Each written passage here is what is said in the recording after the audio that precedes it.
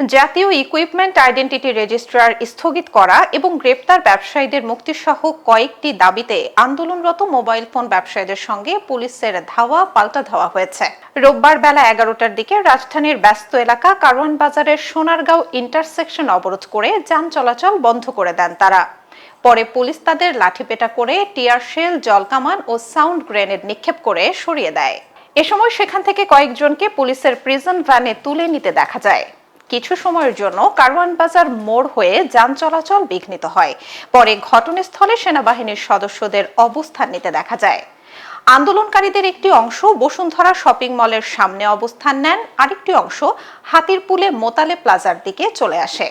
2টার দিকে মোতালে প্লাজার দিক থেকে আবারও সংগঠিত হয়ে ব্যবসায়ীরা সোনারগাঁও ক্রসিং এর দিকে আসতে থাকলে পুলিশ বাধা দেয়।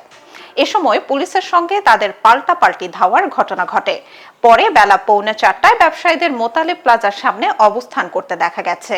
পুলিশের রমনা বিভাগের এডিসি শওকত হোসেন জানান, মোবাইল ব্যবসায়ীরা হাতিরপুলের মোতালে প্লাজার সামনে জড়ো হয়ে সামনে এগোচ্ছিলেন। তাদের সরিয়ে দেওয়া হয়েছে। এখন তারা মোতালে প্লাজার সামনে রয়েছেন। গত 1 জানুয়ারি NEIR পদ্ধতি চালু হওয়ার পর ওই দিনই মোবাইল ব্যবসায়ীরা BTRC কার্যালয়ে হামলা চালায়। সেই ঘটনায় 45 জনকে গ্রেপ্তার করা হয়। গ্রেপ্তারকৃত ব্যবসায়ীদের মুক্তির দাবিতে রোববার তারা সোনারগাঁ ক্রসিং অবরোধ করেন। NEIR বাস্তবায়ন আরও 3 মাস পিছিয়ে দেয়া, পুরনো ফোন আমদানির সুযোগ দেয়া এবং মোবাইল আমদানি শুল্ক আরও কমানোর দাবি জানান তারা। তবে প্রধান উপদেষ্টার ICT বিষয়ক বিশেষ সহকারী ফয়েজ তৈয়ব বলছেন, আমরা কাউকে অপরাধ প্রতারণা করার লাইসেন্স দিতে পারি না। আমরা মোবাইল ফোনের শুল্ক কমিয়েছি, ব্যবসার সুযোগ করে দিচ্ছি। তবুও যদি কেউ এরকম করে তাহলে এই ধরনের কর্মকাণ্ড ঠেকাতে সরকার পদক্ষেপ নেবে। হামলায় ভাঙচুর হওয়া BTRC ভবন পরিদর্শনে গিয়ে রোববার তিনি কথা বলেন।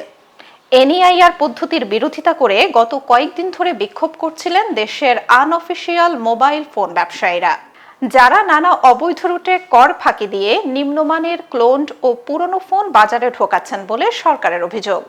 কর ফাঁকি বন্ধের পাশাপাশি নিম্নমানের ফোন দেশে ঢোকা বন্ধ করতে সরকার এই পদ্ধতি কার্যকরের উদ্যোগ নিচ্ছেন বলে জানানো হয়েছে। NEIR চালু হলে দেশে অবৈধ পথে আসা ফোনগুলো আর ব্যবহার করা যাবে না। পাশাপাশি বন্ধ হয়ে যাবে অবৈধভাবে বিদেশ থেকে নিয়ে আসা পুরনো ফোনের ব্যবসাও। মোবাইল হ্যান্ডসেট নিবন্ধনের এই বাধ্যবাধকতা কার্যকর হওয়ার পর কেবল সরকার অনুমোদিত বৈধ হ্যান্ডসেটই নেটওয়ার্কে যুক্ত হতে পারবে। তবে NEIR চালু হওয়ার আগ পর্যন্ত নেটওয়ার্কের ব্যবহার হওয়া কোনো ফোনই বন্ধ হবে না।